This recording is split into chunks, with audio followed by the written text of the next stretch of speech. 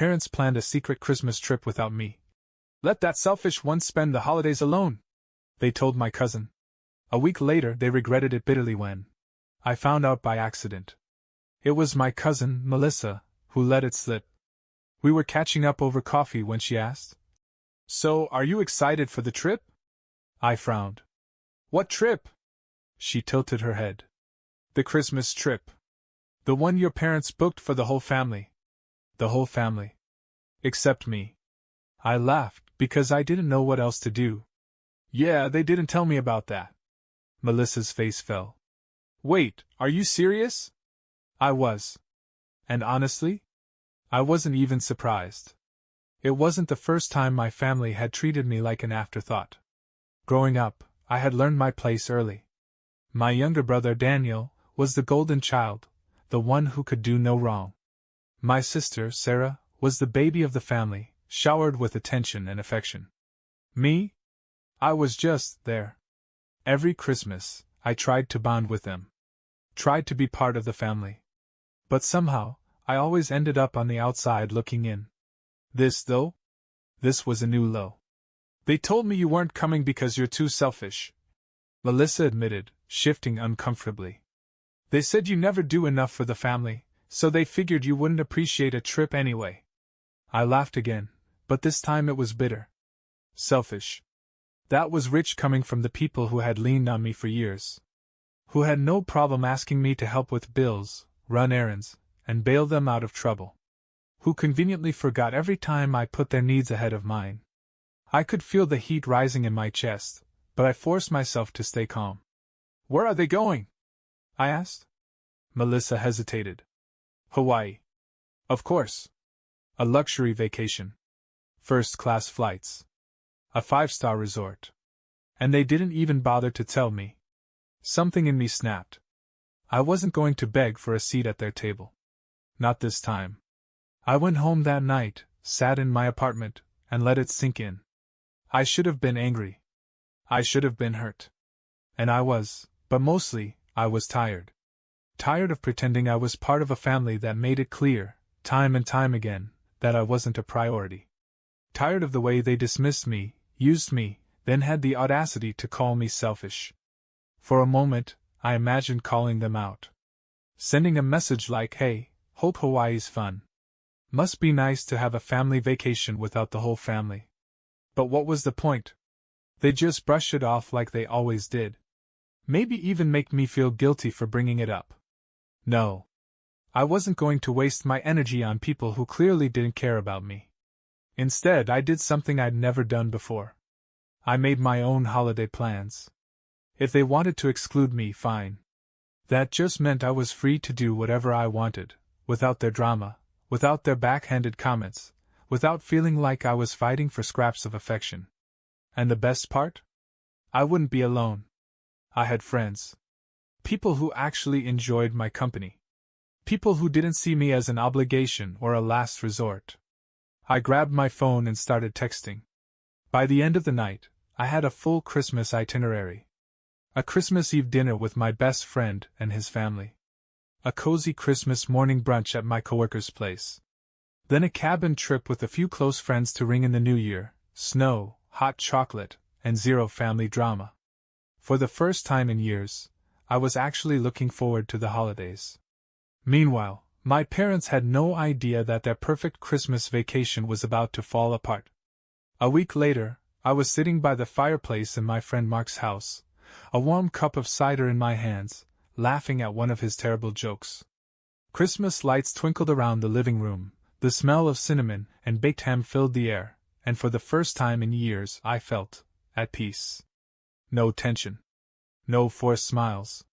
No pretending to be okay while being treated like an afterthought. I had almost forgotten about my parents' trip, until my phone buzzed. At first, I considered ignoring it. But then I saw the caller ID. Mom. I let it ring. A minute later, a text came through. "Call me. It's an emergency." I sighed, debating whether to respond. Then, another message popped up. "Your father is in the hospital." I sat up straight, my heart skipping a beat. But before panic could set in, another text followed. Food poisoning. The whole trip is ruined. I blinked. Food poisoning? That wasn't exactly the life or death emergency I was expecting.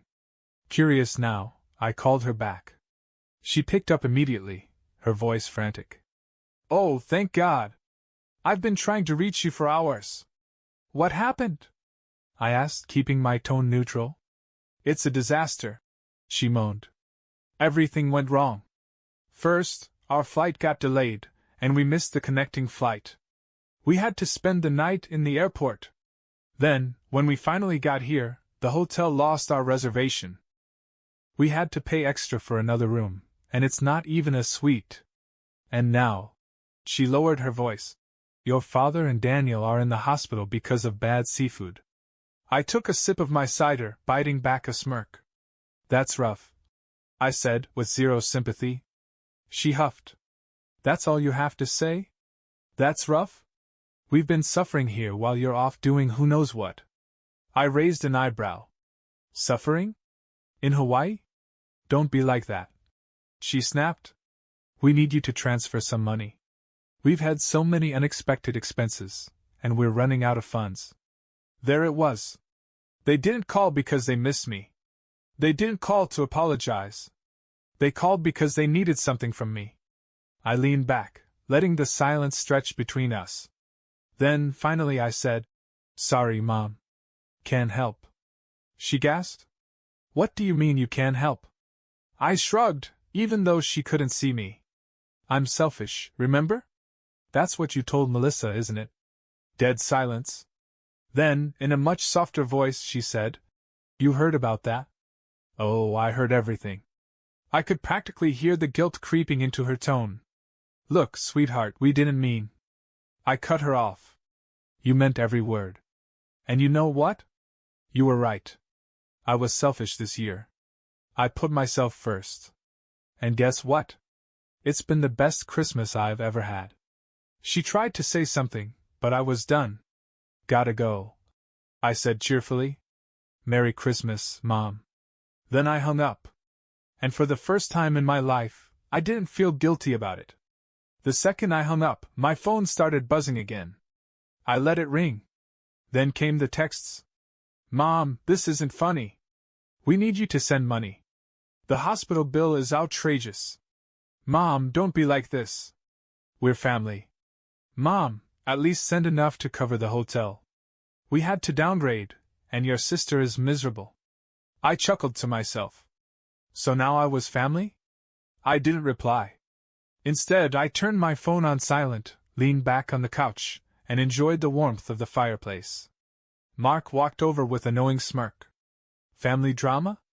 I exhaled, shaking my head. More like family karma. He laughed.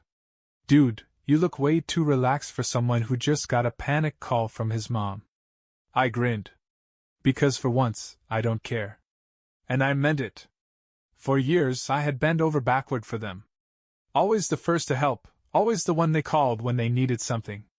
But the second I needed a little respect, a little consideration, they left me out of their perfect little Christmas.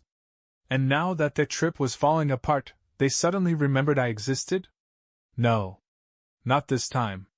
I wasn't their safety net anymore. The next morning, I checked my phone, 15 missed calls, a bunch of unread texts. I sighed, figuring I should at least skim through them. Mom, we're coming home early. We land tomorrow. We need you to pick us up from the airport. I smirked. Yeah. That's not happening. Instead, I grabbed my keys and headed out for brunch with my friends. While my family was dealing with food poisoning, missed flights, and a downgraded hotel room, I was sipping hot coffee and eating homemade waffles in a cozy little cafe. It felt amazing. And tomorrow, when they landed, expecting me to roll over and forgive them, they were in for a surprise. The next morning, I woke up feeling completely refreshed. No stress, no guilt, no drama, just the quiet satisfaction of knowing I had finally put myself first. I checked my phone. Mom, we land at 4:15 p.m. Be there. Mom, we're exhausted. The least you can do is help us get home. Mom, I hope you're not planning to be petty about this. I stretched, yawned, and turned off my phone. I had plans today. Instead of driving to the airport, I spent the afternoon in the park, enjoying the crisp winter air. Then I grabbed a coffee, wandered through some local shops, and even picked up a few things for myself, something I never used to do because I was too busy saving my money in case my family needed something. By the time they landed, I was halfway through a movie with my friends, warm and comfortable, completely indifferent to whatever disaster was unfolding on their end. At around 5:30, my phone buzzed again. "Melissa, dude. They are pissed." I smirked and replied, "Oh? What happened?" Her response came almost immediately. "Melissa, they had to take an expensive Uber home with all their luggage. Your dad is fuming, your mom is ranting about how you've changed, and Sarah won't stop complaining about the ride smelling like fast food." I let out a laugh. "Oh no. How tragic. Melissa, you should probably lay low for a bit." I wasn't worried. In fact, I was looking forward to seeing them face to face. Because this time, I had the upper hand. The next morning, I woke up to exactly what I expected: more missed calls, more texts, and one long-winded voicemail from my mother. I hit play out of curiosity. "I can't believe you would be this cruel. After everything we've done for you, after all these years of taking care of you, you couldn't even pick us up from the airport? We were exhausted, stranded, and forced to take an expensive Uber. Your father is livid, and Sarah is traumatized by the experience. You are so selfish. I hope you're happy." I chuckled. "Oh, I am, Mom. I really am." I went about my morning as usual, making breakfast and enjoying my coffee in peace. No family nagging me, no guilt-tripping, no drama. Then, around noon, there was a knock at my door. I knew who it was before I even opened it. I took my time, finishing my sip of coffee, before finally unlocking the door. Sure enough, there they were, my parents and Sarah, looking exhausted, irritated, and ready to pick a fight. My dad was the first to speak. "You've got some nerve." I raised an eyebrow. "Good to see you too. How was the trip?" Mom crossed her arms. "Oh, you wouldn't know, would you? Since you weren't there when we needed you." I leaned against the doorframe, completely unfazed. "You mean like how I wasn't included when you planned the trip in the first place?" Their expressions shifted slightly, but they weren't ready to back down just yet. Dad scoffed. "Oh, don't be so dramatic. We didn't think you'd want to come." I nodded. "Right. That's why you didn't tell me at all. Why you told Melissa I was selfish and better off alone." Silence. Sarah shifted uncomfortably, looking down at her feet. Mom opened her mouth to argue, but I held up a hand. "Save it. I heard everything. And you know what? You were right." They blinked. "I was better off alone." I continued. "Actually, I had the best Christmas I've had in years. No stress, no judgment, no being treated like an afterthought. Just me, my friends, and people who actually appreciate my company." Mom's face twitched. "Oh, so we're the bad guys now?" I shrugged. "I didn't say that. But it's funny how you only remembered me when things started going wrong. Suddenly, I wasn't selfish anymore. I was useful." Dad's jaw tightened, and for once, he had nothing to say. I crossed my arms. "So, what exactly did you come here for? An apology? No, wait, you probably just need something, right? More money? A favor? What is it this time?" More silence. They had expected me to fold, to feel guilty, to beg for their approval. Instead, I stood there, completely unbothered, watching them struggle to come up with an excuse. For the first time in my life, I had the power in this conversation. And I wasn't about to let them off easy. My mom sighed dramatically, rubbing her temples like I was the one giving her a headache. "Look, we didn't come here to fight." I smirked. "No? Then why are you here?" Dad cleared his throat. "We just wanted to talk. As a family." I nearly laughed. "Oh, now we're family?" Sarah finally spoke up, her voice quieter than usual. "Come on, let's just move on. Christmas was a mess for everyone, okay? Can't we just forget about it and start fresh?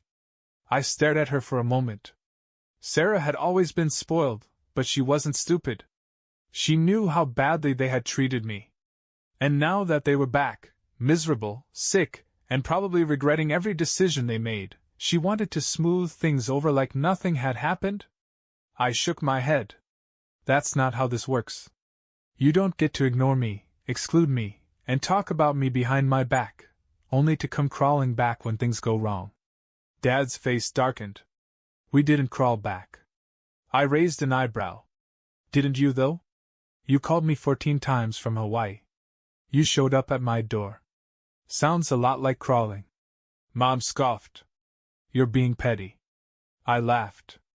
Oh, absolutely. And I love it.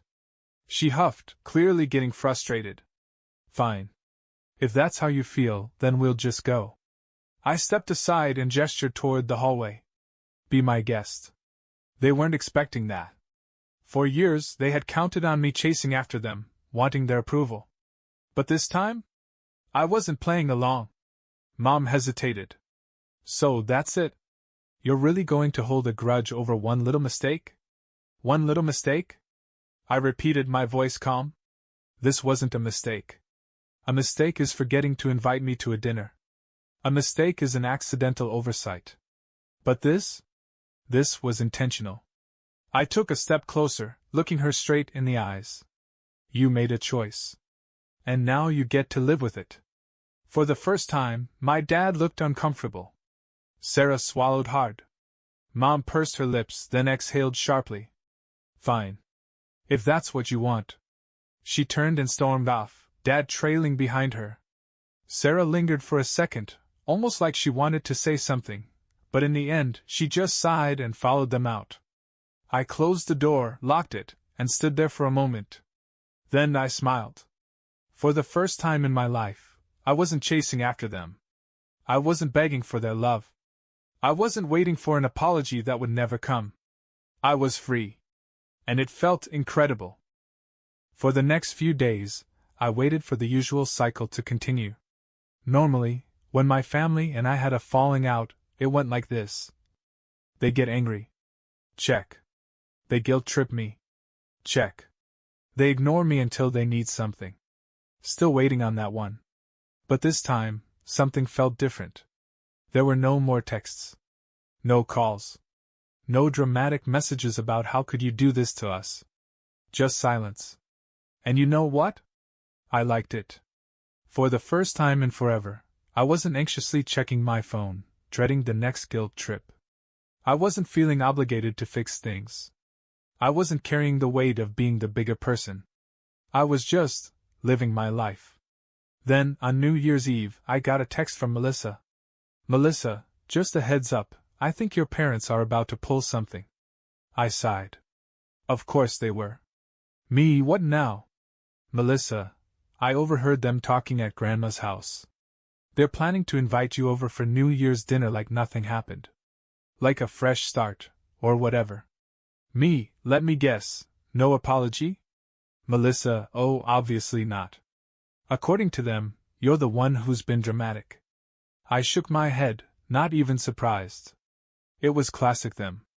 They wanted to brush everything under the rug, pretend like they hadn't completely excluded me from Christmas, and expect me to gratefully fall back into place. Not this time. Me, tell them I'm busy.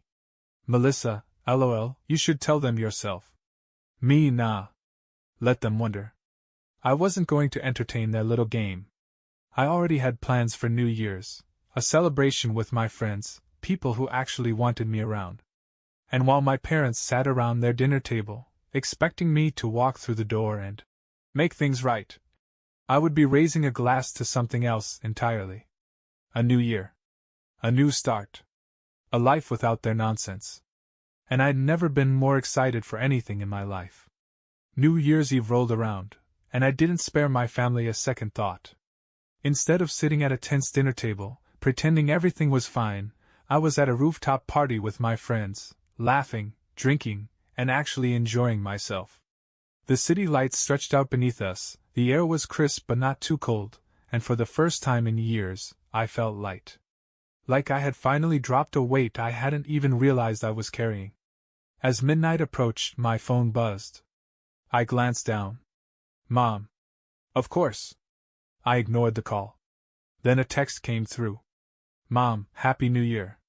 We miss you. Hope you come to your senses soon. I laughed and shook my head. Hope I come to my senses? No, Mom. I finally have. A few minutes later, Melissa sent a text. Melissa, Almeo. Mom is sulking. Dad is mad. Sarah is just eating her feelings. They really thought you'd show up. Me, they always do. That's the problem. Melissa, they're saying you're being childish for holding a grudge. Me, oh, I'm not holding a grudge. I'm just holding on to my peace.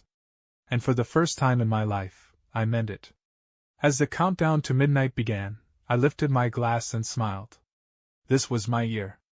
No more begging for a place in a family that never made room for me. No more guilt. No more chasing after people who only cared when they needed something. 3, 2, 1. Fireworks exploded in the sky, cheers erupted all around me, and I closed my eyes, taking in the moment. This year was going to be different. Because for once, I was putting myself first. The first few weeks of the new year were quiet. No calls. No texts. No guilt trips. It was almost eerie. At first, I wondered if my parents had finally given up. If maybe, just maybe, they had taken the hint and decided to respect my boundaries. Then, in mid-January, I got a text from Melissa. Melissa, brace yourself. They're planning a family intervention for you. I nearly spit out my coffee. An intervention? For what? Melissa, they think you've lost your way, and need to be reminded that family is everything. I laughed out loud. So let me get this straight. They abandoned me for Christmas, treated me like an outsider, called me selfish, and now I'm the one who's lost my way? Melissa, YEP. I shook my head. I should have been annoyed, but honestly, I just found it hilarious. Me, let me know how that intervention goes. Without me. Melissa, oh, don't worry. I'm bringing popcorn. And that was that. I never showed up for their dramatic little intervention. I never reached out to fix things. And you know what? Nothing happened. The world didn't end. My life didn't fall apart. In fact, it got better.